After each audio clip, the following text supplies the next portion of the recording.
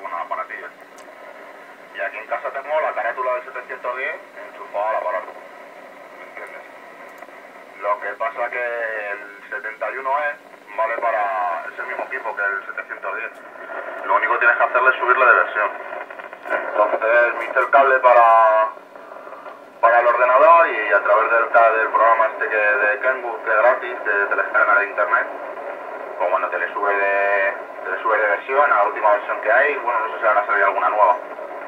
Y una vez que ya le sube de versión, pues con la carátula del 710 se te vuelve un equipo, un 710 igual que el otro. Entonces, como allí estaba instalado el 71, pues le dejamos.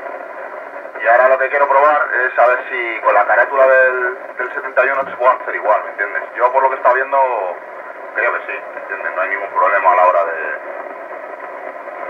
de usar un 71, Yo creo que el resultado va a ser el mismo.